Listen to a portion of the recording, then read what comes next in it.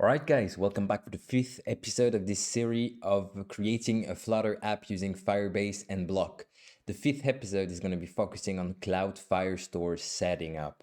Let's jump right into it. So you'll want to navigate on this episode to your Firebase console and you will be redirected here to your project overview. So what we want to do is use Firestore database. So for me here, it's going to be on the left, but for you, if you don't have it here, you'll find it under build and Firestore database, or by just simply click on the little icon right here. Remember in the last episode, we've set up authentication. So we've set up, if we navigate to sign in methods, email and password, but here we'll want to create Firestore database. So I've already enabled the service in Firebase, but if you didn't, let's go ahead and do just that before doing anything. So how Cloud Firestore works. I'm not going to go too much in details on how it works. If you want to have a dedicated series on how to use Firestore, what it is made of, you just tell me in the comment section and I'll make it. But basically how it works, you have collection here in Firestore, and each collection stores documents. So let's take an example. For instance, in our case, we'll have a user collection, and under this user collection, we'll have user documents, and those documents represent users. So let's say you have a user and you want to store information like email, name. Well, you'll have a collection name users and you'll have documents. So one document representing one user. And under these documents, you'll find this data as a key value pair. So basically you'll have name and then the name itself, email, and the value of the email.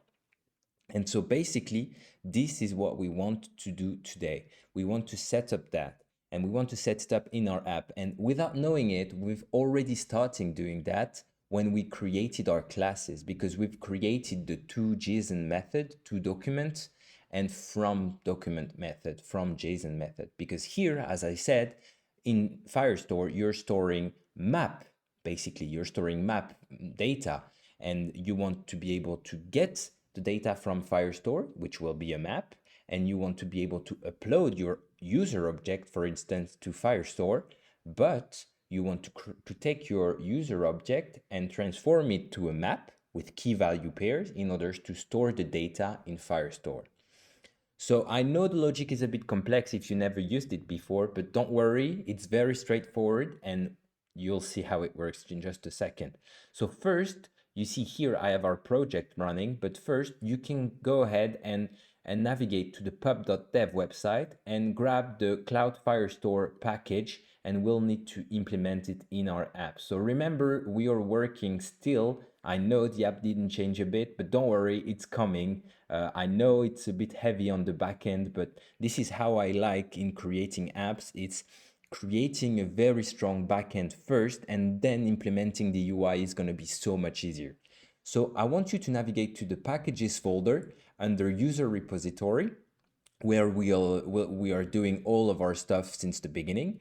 And under the prospect.yaml file, here under Firebase auth, I want you to import Cloud Firestore. We'll need that. So once that's done, we'll navigate under the lib folder and under source and user repo. And see here, I've created two methods that we'll need to implement, the set user data and the get my user.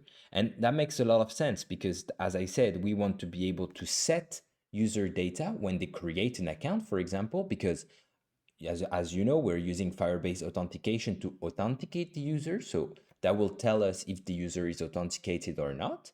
But then we want to be able inside our app to retrieve the name, the picture. Remember, we're building a social media, so we want to be able to get user data. So we want to store it as well. And then, of course, we want to display it on our app. So we want to be able to get the user data. So basically, the set user data method is very straightforward. So let's implement that. So as you could have imagined, we want to to have a future, return a future, and we don't want anything to be returned from here because we just want to push the data to Firestore, and it's going to take our user object as a parameter of this function. So that's pretty much it. And then get my user, well, here it's a little different because we want to have, well, let me paste that, a future, right? But we want to type, we want to get a user object to be able to use it in our app. We don't want to keep the map that Firestore is going to give us. So basically, we'll pass into this get my user function the user ID, okay, that we have from Firebase authentication, and then we will return my user object by navigating inside Firestore, finding the right documents, taking the map from this document, parsing it to a my user object. And you'll see right now we'll implement those methods. So once that's done, you can save that and navigate to the Firebase user repository, and you'll see you have an error because it's extending user repository and we need to override the two methods that we just implemented. But before we do just that, I want to create a new class parameter here. And this class parameter is going to be the user collection. And so we need to import Cloud Firestore. So let's just do that. And here you see that the user collection basically is a Firebase Firestore.instance.collection user. So what that means that here this user collection is going to be a reference for our collection named users. Remember, I talked to you about it at the beginning of the video. So that's exactly what we want right here. So we can save that. And now we're going to implement the set user method. So we will go at the end of that and add a new method that we'll call set user data right here. And so set user data takes the same parameter as the abstract class. And what we're doing, so I'm wrapping everything inside a try catch right here, and I can even print the error if we have any error since we're still in development. And here inside the try we're going to await, right? Because we are playing with futures. User collection, so the reference that we've just created at the top of the class right here. Remember, referencing our users collection. And then we want to access the document that takes a parameter, which is the ID, right, of the user that we have. And we want to set data inside this new document. And what kind of data we want to set? Well, you see right here, it takes a map as data to be able to send to Firestore, as I told you, but we have a user object. So how can we do that? Well, remember, we've created inside our myUser class a method that's called toEntity. Okay, so we are transforming our myUser object to a myUser entity object. And remember again, we've created under myUser entity a method that's called toDocument that basically returns a map string object. And that's exactly what we want right there. So that's pretty much done for this set user data method. Pretty straightforward. Now let's move on to the get my user method just under there. So basically you have here, why do I have a little errors? Let's import entities, perfect. So same try catch, I can as well add the log if there is any errors, we'll be able to see it in our code. But then inside the try, what do we have? Remember here, we didn't want it to return anything, so that was void, so we're not returning nothing. But here in get my user method, we actually want to have a my user object return out of this, right? So we are going to return user collection, so the parameter we just created at the top of the document of the class here, then accessing our document, so our user under the users collection, okay? We're giving him the ID, so we have the right user, okay? And then we're getting this document, okay? So it's gonna return a future document snapshot that's having a map string dynamic, okay?